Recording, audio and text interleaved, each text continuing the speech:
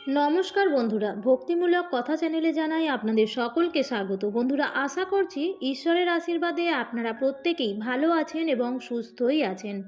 নতুন বছরের প্রথম দিনে কয়েকটি তুলসী পাতা চুপচাপ এই স্থানে রেখে দিন। সারা বছর অন্ন, বস্ত্র ও অর্থের অভাব হবে না। হ্যাঁ বন্ধুরা, আপনারা একেবারেই ঠিক শুনেছেন।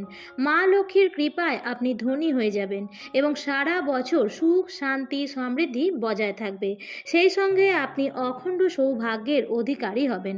বন্ধুরা, নতুন বছর আমাদের সবার জীবনে অনেক খুশি এবং শান্তি নিয়ে আসুক, এই কামনাই করি।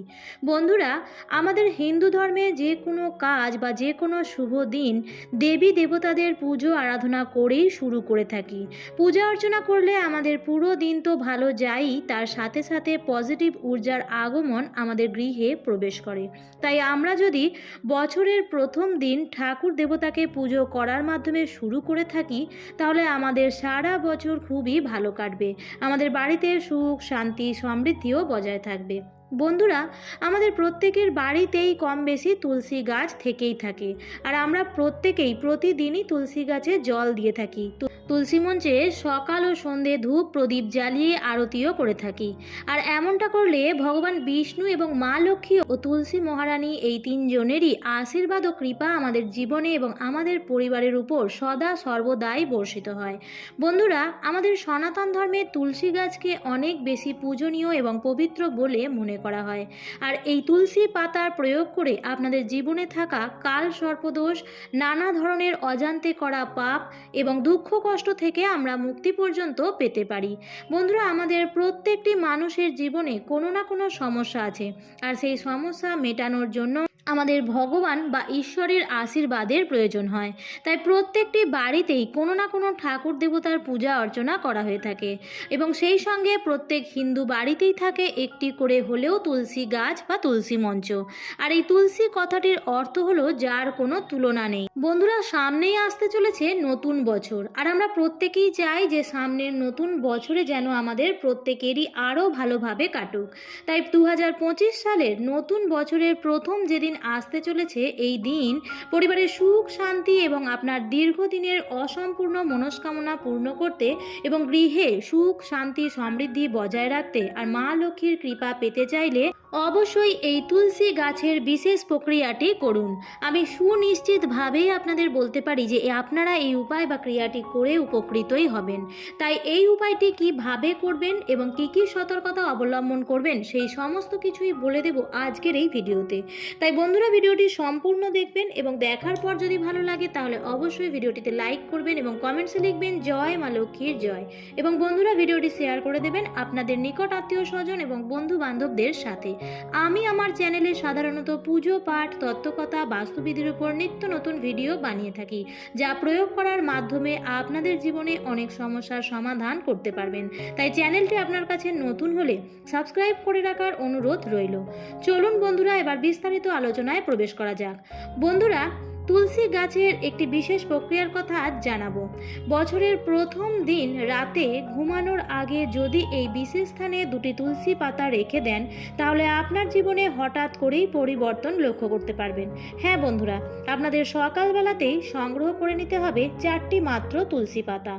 এরপর বন্ধুরা, আপনারা যখন স্নান সেরে শুদ্ধ বস্ত্র পরে বাড়ির ঠাকুর ঘরে সকালের নিত্য পূজা অর্চনা করবেন, তখনই আপনাদের এই 4টি তুলসী পাতা নারায়ণ ভগবানের আলেখ্য বা বিগ্রহ অথবা শ্রীকৃষ্ণের ছবি বা বিগ্রহের চরণের কাছে রেখে দিতে হবে।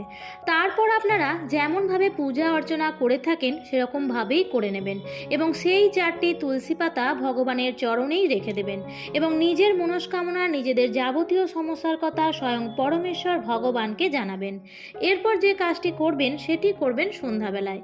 সন্ধ্যাবেলায় যখন নিত্য সন্ধ্যা দিতে যাবেন, তখন সন্ধ্যা আরতি হয়ে যাওয়ার পর এবং তুলসী মঞ্চে ধূপ প্রদীপ দেখানোর পর যখন ঠাকুর ঘর থেকে বেরিয়ে আসবেন, সেই সময় সেই 4টি তুলসী পাতা শ্রীকৃষ্ণ অথবা ভগবান নারায়ণের চরণ থেকে তুলে নেবেন এবং নিয়ে বেরিয়ে আসবেন।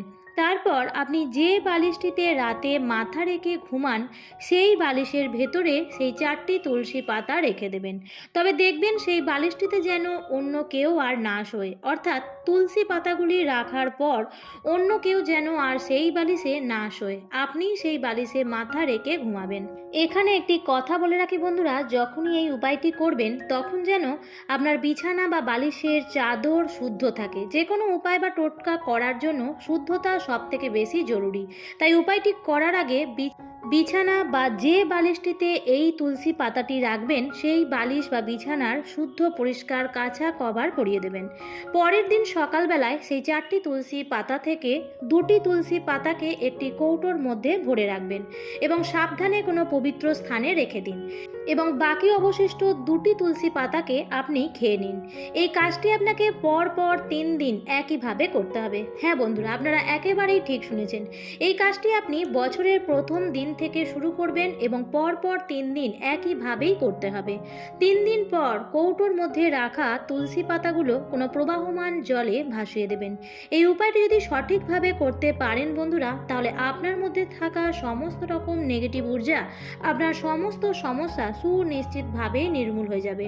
বন্ধুরা, এই তুলসী পাতা থেকে সারা রাত ধরে যে পজিটিভ ঊর্জা বেরোবে তা আপনার মন এবং মস্তিষ্কে নিয়ে আসবে এবং তারপর আপনি সর্বদাই নিজের মধ্যে একটা পজিটিভ শক্তি অনুভব করতে পারবেন এবং আপনার জীবনে যদি কোনো সমস্যা থেকে থাকে তা চিরতরের জন্যই দূর হয়ে যাবে। আপনারা সব ধরনের সমস্যা কাটিয়ে একটি সুন্দর সুখী ও আনন্দময় জীবন পাবেন। আপনি আপনার জীবনের সঠিক সিদ্ধান্তও ভালোভাবে নিতে পারবেন। সেই সঙ্গে আপনার আর্থিক সমস্যাও দূর হবে। এছাড়াও বন্ধুরা, আপনারা যদি রাতে ঘুমের মধ্যে খারাপ স্বপ্ন দেখে থাকেন তাহলে এই তুলসী পাতা বালিশের নিচে রাখলে এই সমস্ত সমস্যা দূর হয়ে যাবে। বন্ধুরা, আপনারা যদি অনিদ্রাজনিত সমস্যায় ভোগেন তাহলে এই উপায় বা ক্রিয়াটি করার ফলে এই সমস্যাটিও সুনিশ্চিতভাবেই দূর হয়ে যাবে। বন্ধুরা, আপনার জীবনে ঘটে যাওয়া সমস্ত প্রকার সমস্যাও নিশ্চিতভাবেই মিটে যাবে। আপনি জীবনের সফলতা অর্জন করতে পারবেন এবং আপনার সকল মনস্কামনাও পূর্ণ করতে পারবেন। আর আপনার শরীরে যে পজিটিভ এনার্জির সঞ্চার হবে, যার ফলে আপনি সমস্ত কাজেই 100% সফল হবেন। আপনি যে কাজেই হাত দেবেন সেই কাজেই নিমেষের মধ্যেই সম্পূর্ণ হয়ে যাবে। বন্ধুরা, আপনারা যদি নতুন বছরে সফলতা পেতে চান তাহলে এই 4টি তুলসী পাতার এই উপায়টি পর 3 দিন মনে বিশ্বাস রেখে সঠিকভাবে অবশ্যই করুন। সুফল পাবেন হাতে নাতে। আমার আজকের ভিডিওটি এই পর্যন্তই। ভিডিওটি দেখে যদি ভালো লাগে তাহলে অবশ্যই লাইক, কমেন্ট এবং শেয়ার করতে ভুলবেন না। এই ধরনের আরও নিত্য নতুন ভিডিও পাওয়ার জন্য চ্যানেলটিকে সাবস্ক্রাইব করে পাশে থাকা বেল আইকনটির অল লেখাটিতে ক্লিক করে রাখুন। আবার দেখা হবে পরবর্তী নতুন ভিডিওতে। ভালো থাকবেন, সুস্থ থাকবেন। ধন্যবাদ।